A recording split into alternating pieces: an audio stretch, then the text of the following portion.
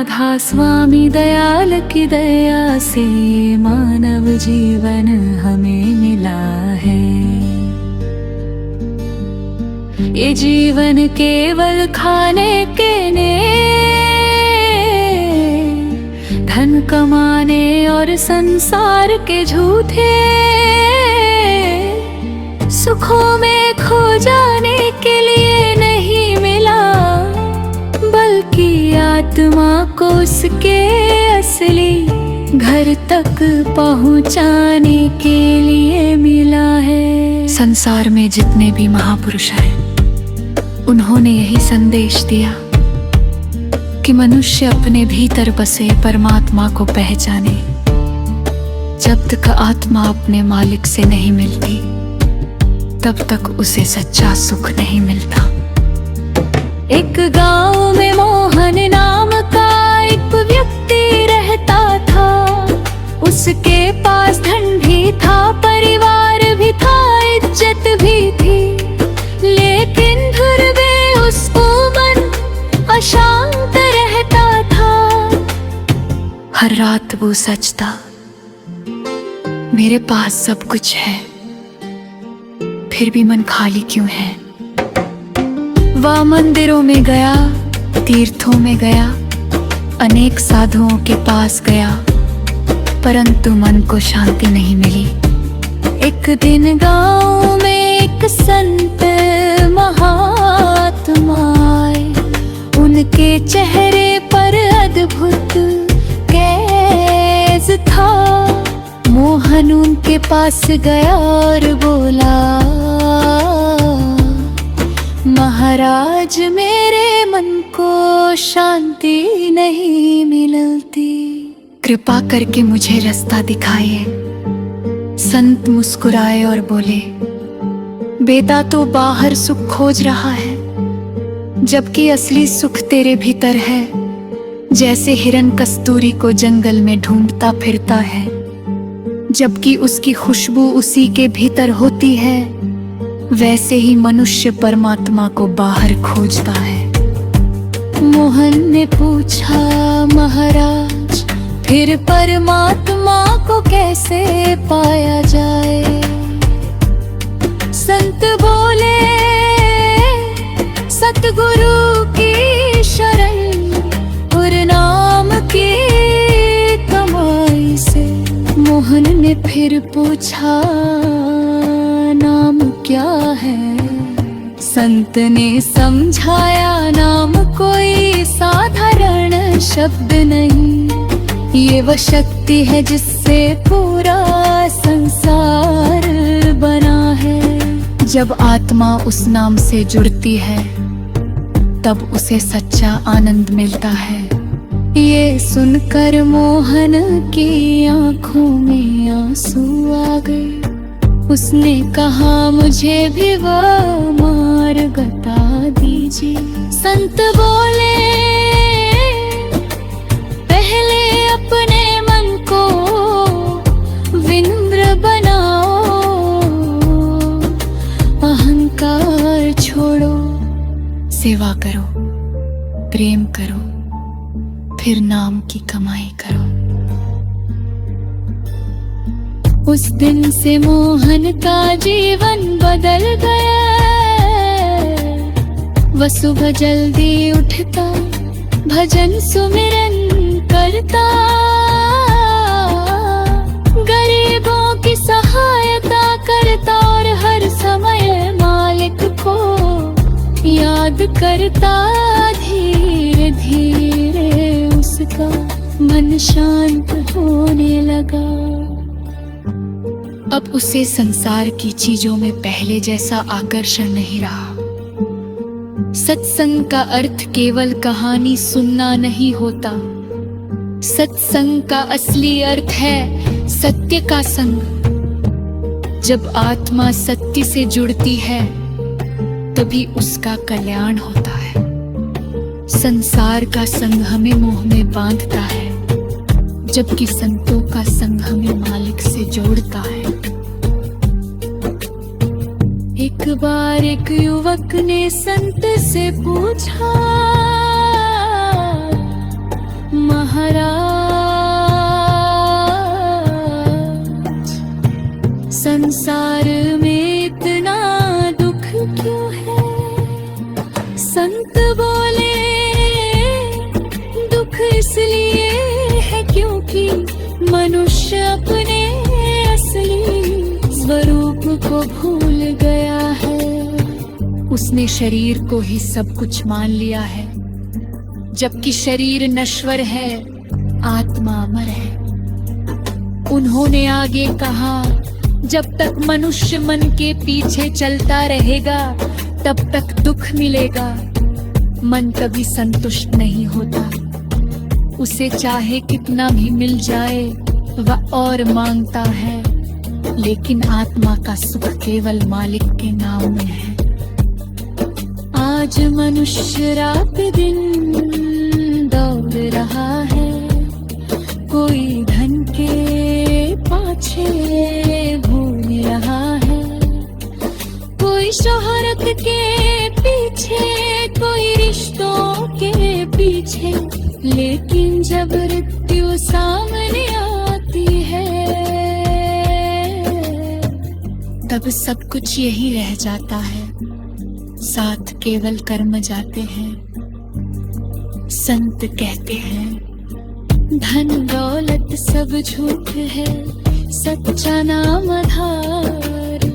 जो नाम से जुड़ जाएगा होगा बेड़ा पार। एक नगर में एक बहुत बड़ा व्यापारी रहता था।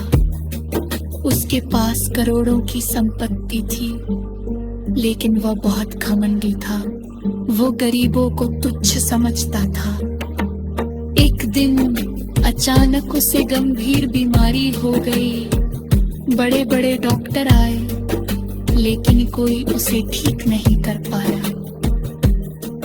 तब किसी ने कहा, एक संत महात्मा नगर में आए हैं, उनके पास जाइए। व्यापारी मजबूरी में संत के पास गया है। संत ने उसे देखकर कहा, तू बहुत थक गया है। व्यापारी बोला, हाँ महाराज मैं दुखी हूँ। संत बोले हैं,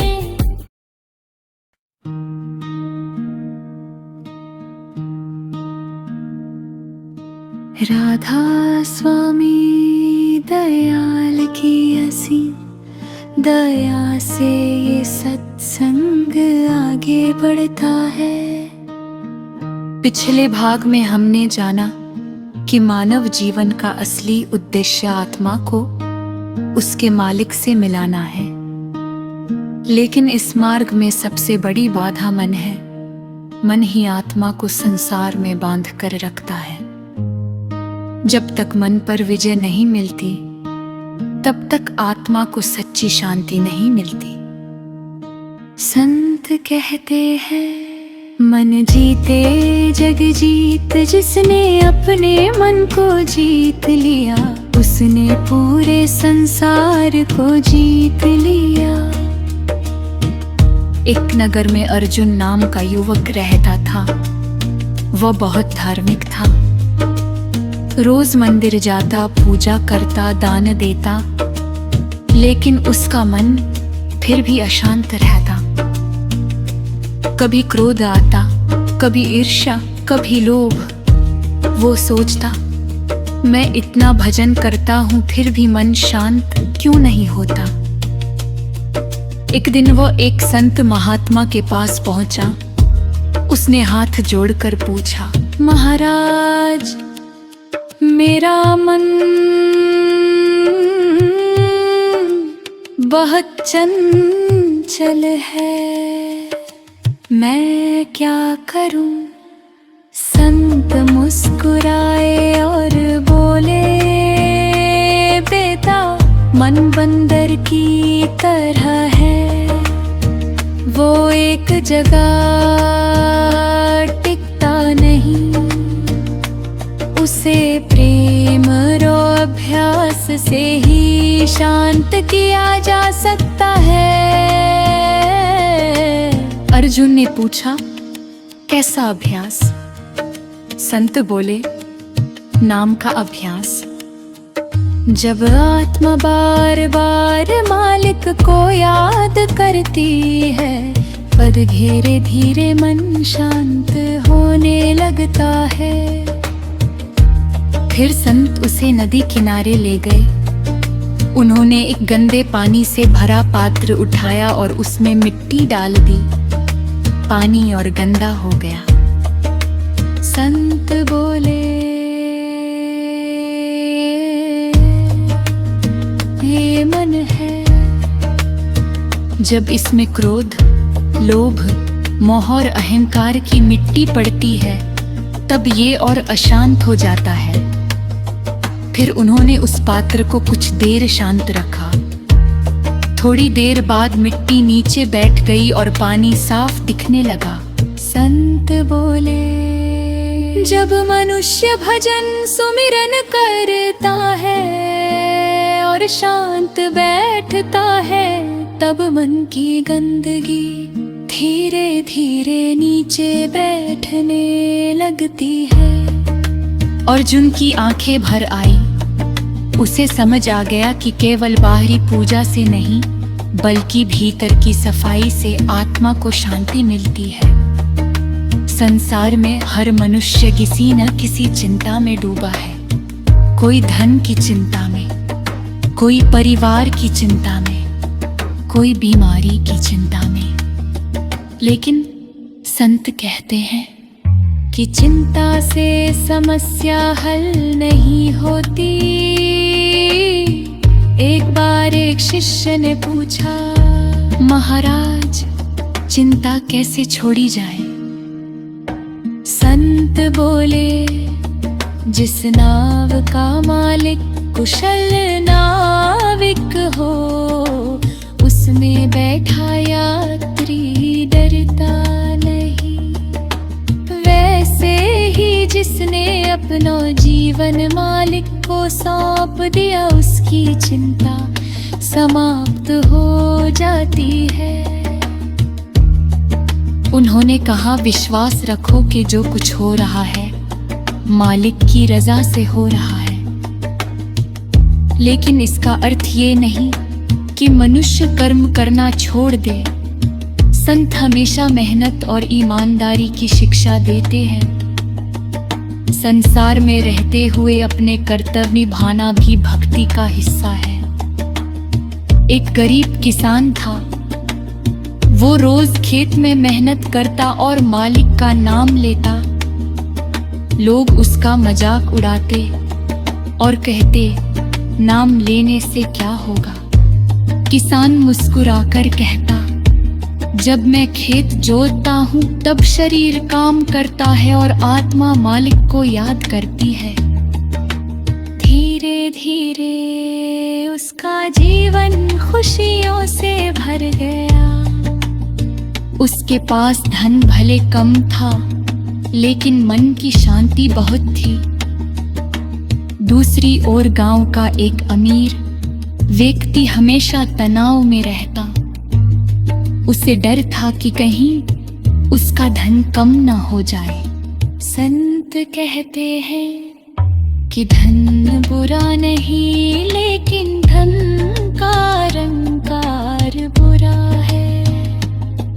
यदि धन सेवा में लगे, गरीबों की सहायता में लगे, तो वही धन पुण्य बन जाता है। लेकिन यदि धन से अहंकार बढ़े, तो वही दुख का कारण बन जाता है। मनुष्य का मन हमेशा तुलना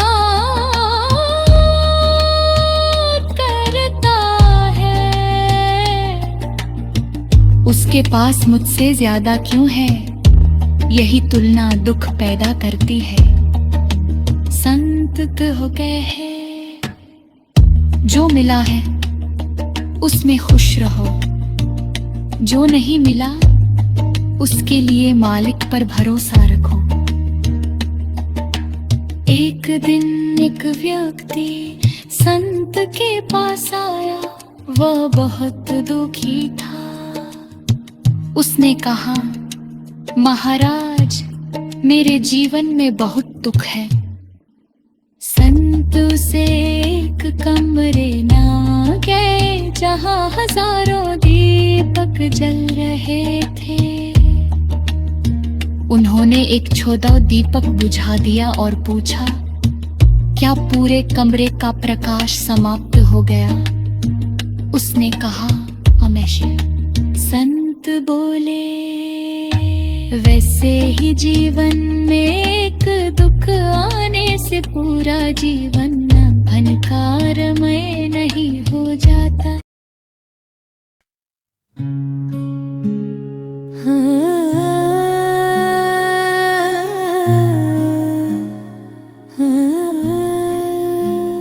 राधा स्वामी दयाल की असीम मेहर से ये रूहानी सत्संग आगे बढ़ता है।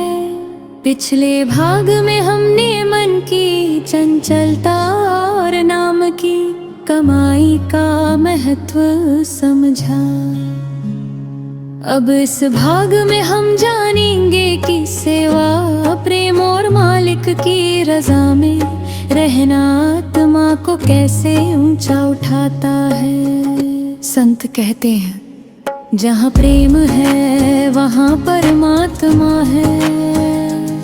संसार में मनुष्य अनेक प्रकार की पूजा करता है, लेकिन यदि उसके भीतर प्रेम नहीं तो उसकी भक्ति अधूरी है। प्रेम ही वह शक्ति है जो आत्मा को मालिक के करीब ले जाती है। एक गांव में दो भाई रहते थे, राम और श्याम। दोनों मंदिर जाते, पूजा करते, लेकिन उनके स्वभाव अलग थे। राम बहुत विनम्र था, वह गरीबों की मदद करता, मीठा बोलता और हर समय मालिक का शुक्राना करता। दूसरी ओर श्याम जल्दी गुस्सा हो जाता, लोगों को अपमानित करता और हमेशा अपनी प्रशंसा चाहता। एक दिन गांव में एक संत महात्मा आए, दोनों भाई उठाए पास पहुँचे। संत ने राम को देखकर मुस्कुराया और बोले, तेरे भीतर प्रेम की सुगंध है। फिर उन्होंने श्याम की ओर देखा और बोले, तू पूजा तो करता है, लेकिन तेरे भीतर अहंकार बहुत है। श्याम को बुरा लगा, उसने कहा, मैं रोज भजन करता हूँ, फिर भी आप सा क्यों कह रहे हैं? संत बोले, भजन का फल विनम्रता होता है। यदि भजन के बाद भी मनुष्य का हिम पैर रहे तो समझो कि भजन केवल होठों तक सीमित है, दिल तक नहीं पहुँचा। ये सुनकर श्याम की आंखें झुक गईं। संतों ने हमेशा सेवा को बहुत महत्व दिया है। सेवा केवल धन देने का नाम नहीं, सेवा का अर्थ है बिना स्वार्थ दूसरों की सहायता करना। यदि कोई दुखी है और हम उसे सांत्वना दें, ये भी सेवा है। यदि कोई भूखा है और हम उसे प्रेम दें, ये भी सेवा है। राधा स्वामी मत में तन मन और धन तीनों प्रकार की सेवा का महत्व बताया गया है। एक बार एक अमीर व्यक्ति संत के पास आया। उसने बहुत धन दान किया और गर्व से बोला, महाराज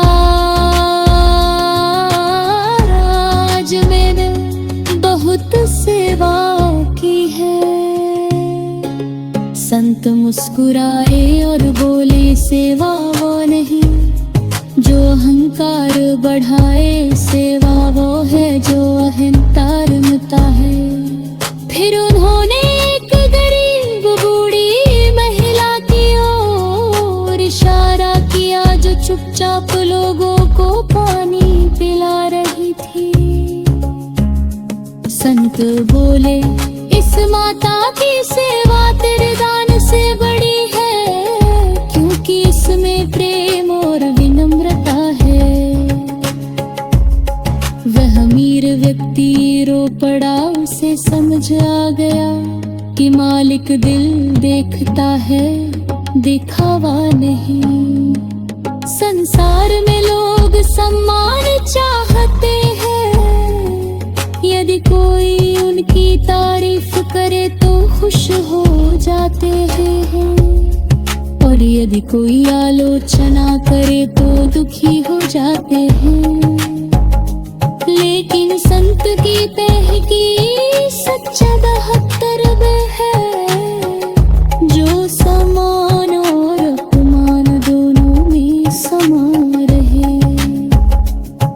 एक शिष्य ने पूछा महाराज ये कैसे है संभव है? संत बोले जब मनुष्य स्वयं को मालिक का दास समझने लगे, तब उसे लोगों की बातों से फर्क पड़ना बंद हो जाता है। उन्होंने समझाया पेड़ को देखो, लोग उस पर पत्थर मारते हैं, फिर भी वह मीठा फल देता है। यही संतों की शिक्षा है। आज संसार में नफरत बहुत बढ़ गई है, छोटी छोटी बातों पर रिश्ते टूट जाते हैं। लोग वर्षों तक मन में क्रोध रखते हैं, लेकिन क्रोध सबसे पहले उसी व्यक्ति को जलाता है जिसके भीतर वो रहता है। नगर में एक व्यक्ति था जिसे हर समय गुस्सा आता था। उसकी वजह से उसके परिवार में हमेशा तनाव रहता। एक दिन वह संत के पास गया और बोला, महाराज मेरा क्रोध कैसे शांत हो? संत उसे एक कमरे में ले गए जहाँ कोयले जल रहे थे। उन्होंने कहा इस जलते कोयले को हाथ में पकड़ो और दूसरे पर फेंको। वाह वो राजा, इससे तो मेरा हाथ जल जाए।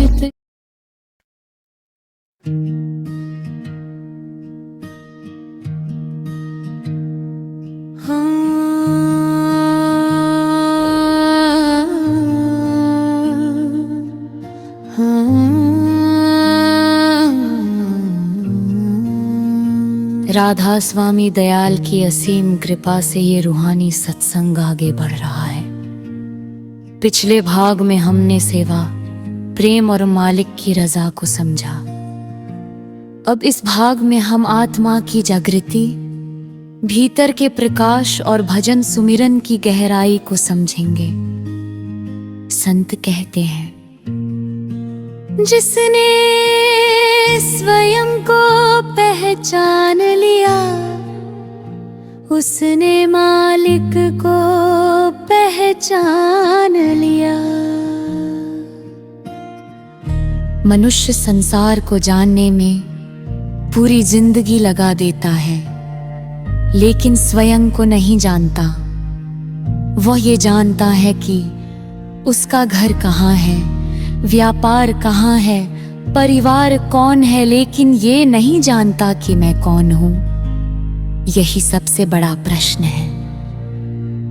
एक नगर में विवेक नाम का युवक रहता था। वह बहुत पढ़ा लिखा था। उसने अनेक धर्म ग्रंथ पढ़े थे, लेकिन मन में शांति नहीं थी। एक दिन उसने एक संत से पूछा, महाराज, मैंने बहुत ज्ञान प्राप्त किया, फिर भी भीतर खालीपन क्यों है? संत मुस्कुराए और बोले, बेटा, किताबों का ज्ञान सिर तक रहता है, लेकिन आत्मज ज्ञान दिल में उतरता है। विवेक ने पूछा, आत्मज ज्ञान कैसे मिले? संत बोले, जब मनुष्य भीतर उतरना सीख जाए। उन्होंने एक दीपक जलाया और कहा, अंधेरे कमरे में यदि हजारों वर्षों से अंधकार हो, तब भी एक छोरा दीपक उसे मिटा देता है। वैसे ही आत्मा के भीतर जब नाम का प्रकाश जलता है, तब कान का अंधेरा मिट जाता है। ये सुनकर विवेक की आंखों में आंसू आ गए। संतों ने हमेशा भीतर की यात्रा पर जोर दिया है। संसार बाहर की ओर दौड़ाता है, भक्ति भीतर की ओर ले जाती है। आज मनुष्य बाहर से बहुत व्यस्त है। सुबह से रात तक भाग दौड़, मोबाइल, चिंता, काम, तनाव, यही जीवन बन गया है। लेकिन आत्मा शांति चाहती है। संत कहते हैं कि यदि मनुष्य रोज कुछ समय भीतर की ओर लगाए, तो उसका जीवन बदल सकता है। एक शिष्य ने पूछा, महाराज, भीतर कैसे जाएं? संत बोले, शांत बैठो, आंखें बंद करो और प्रेम से मालिक को याद करो। उन्होंने कहा, शुरुआत में मन भागेगा, कभी पुराने विचार आएगी, चिंता आएगी, लेकिन अभ्यास से मन धीरे धीरे शांत होने लगेगा। मन को समझाना आसान नहीं। मन एक जंगली घोड़े की तरह है, यदि उसे लगाम न दी जाए तो वो गलत दिशा में दौड़ता है। लेकिन आत्मा शांति चाहती है। संत कहते हैं कि यदि मनुष्य रोज कुछ समय भीतर की ओर लगाए, तो उसका जीवन बदल सकता है। एक शिष्य ने पूछा, महाराज, भीतर कैसे जाएं? संत बोले, शांत बैठो, आंखें बंद करो और प्रेम से मालिक को याद करो। उन्होंने कहा, शुरुआत में मन भागेगा, कभी पुराने विचार आएंगे, कभी चिंता आएगी, लेकिन अभ्यास से मन धीरे धीरे शांत होने लगेगा। मन को समझाना आसान नहीं। मन एक जंगली घोड़े की तरह है। यदि उसे लगाम न दी जाए तो वह गलत दिशा में दौड़ता है, लेकिन नाम की लगाम मन को सही दिशा देती है। एक बार एक व्यक्ति संत के पास आया और बोला, महाराज, मैं भजन करने बैठता हूँ, लेकिन मन इधर उधर भागता रहता है। संत मुस्कुराए और बोले, यदि एक बच्चा पहली बार स्कूल जाए और तुरंत सब कुछ सीख जाए, क्या ये संभव है? वो बोला, नहीं महाराज। संत बोले, फिर मन से इतनी जल्दी स्थिर होने की उम्मीद क्यों करते हो? धैर्य रखो, भक्ति धैर्य का मार्ग है। आज मनुष्य तुरंत परिणाम चाहता है, लेकिन रूहानी मार्ग धीरे धीरे खिलने वाला फूल है। जैसे बीज बोने के बाद समय लगता है, वैसे ही भजन सुमिरन का फल भी समय के साथ मिलता है। एक किसान रोज खेत में पानी देता था। किसी ने पूछा, तुम्हें कैसे पता कि बीज उगेगा? किसान मुस्कुराया और बोला, क्योंकि मुझे प्रकृति पर विश्वास है। वैसे ही साधक को मालिक की दया पर विश्वास रखना चाहिए। राधा स्वामी मत में शब्द का बहुत महत्व है। संत ने होई पानी मार दी चिंता तुधी, भविष्य भी चिंता दभी पुराने कहा संत।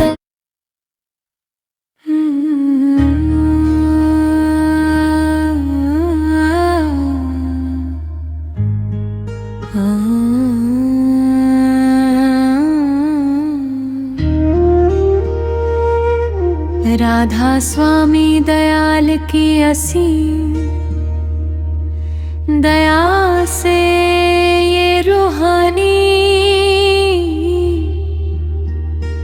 सत्संग अपने अंतिम भाग में प्रवेश कर रहा है। पिछले भागों में हमने मन की चंचलता, नाम की महिमा, सेवा, प्रेम, विनम्रता और भीतर के प्रकाश को समझा। अब इस अंतिम भाग में हम आत्मा के सच्चे घर, मालिक से मिलन और जीवन के अंतिम सत्य को समझेंगे। संत कहते हैं, ये है संसार मुसाफिर खाना है।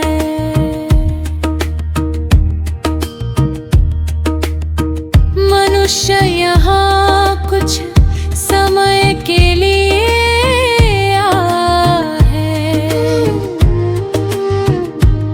जैसे कोई यात्री सराय में रात बिताकर सुबह चला जाता है, वैसे ही आत्मा भी कुछ समय संसार में रहकर आगे बढ़ जाती है। लेकिन मनुष्य भूल जाता है कि वह यात्री है। वो संसार को ही अपना स्थायी घर समझ बैठता है। एक नगर में एक बहुत अमीर व्यक्ति रहता था। उसने विशाल महल बनाया, महंगे फर्नीचर, सोना चांदी, नौकर चाकर सब कुछ था। वो अपने महल पर बहुत गर्व करता था। एक दिन एक संता उसके घर आया। संत ने पूछा, यह घर किसका है? व्यक्ति बोला, मेरा। संत मुस्कुराए और बोले, तुमसे पहले यहाँ कौन रहता था? वह बोला, मेरे पिता, और उनसे पहले मेरे दादा। संत बोले, फिर ये तुम्हारा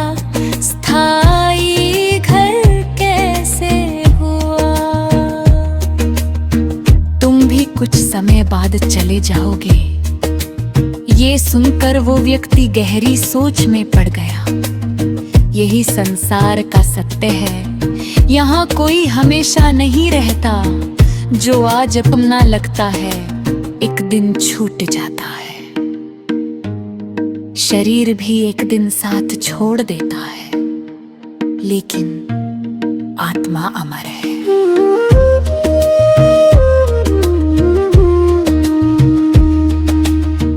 राधा स्वामी मत कहता है कि आत्मा का असली घर इस संसार से ऊपर है।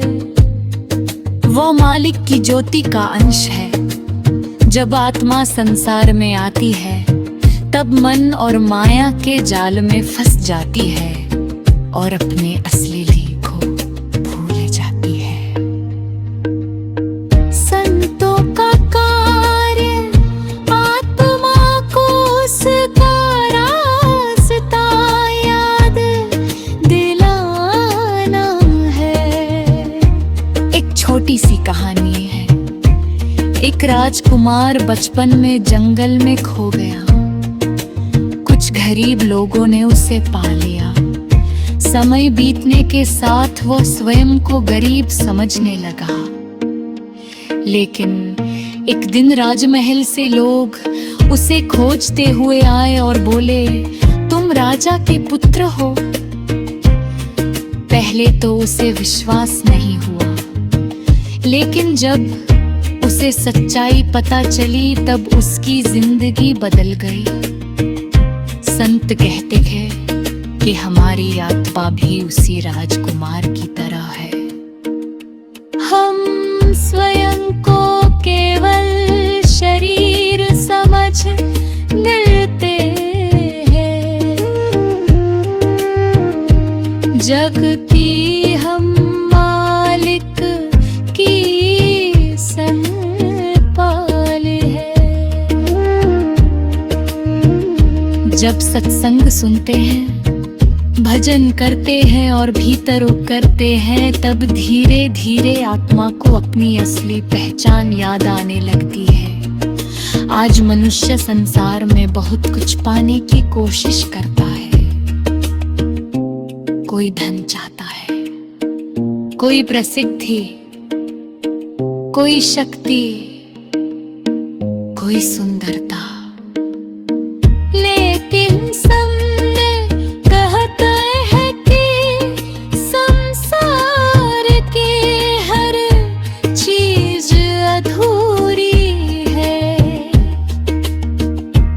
यदि धन से सुख मिलता तो अमीर लोग कभी दुखी न होते। यदि प्रसिद्धि से शांति मिलती तो बड़े कलाकार और नेता कभी तनाव में न रहते। सच्ची शांति केवल मालिक के प्रेम में है। एक बार एक बहुत प्रसिद्ध गायक संत के पास आए। उसने कहा, लोग मेरी बहुत तारीफ करते हैं, लेकिन मैं भीतर से खाली हूँ। संत बोले, तूने दुनिया की आवाज सुनी, लेकिन आत्मा की आवाज नहीं सुनी। उन्होंने उसे कुछ समय रोज भजन करने को कहा। कई महीनों बाद वो फिर आया। उसकी आंखों में चमक थी। उसने कहा, महाराज, अब मुझे भीतर ऐसा आनंद मिलता है जो तालियों से भी बड़ा है। यही भीतर की कमाई है। संत कहते हैं कि आत्मा का भोजन नाम है। जैसे भूखे शरीर को भोजन चाहिए, वैसे ही आत्मा को भजन चाहिए। यदि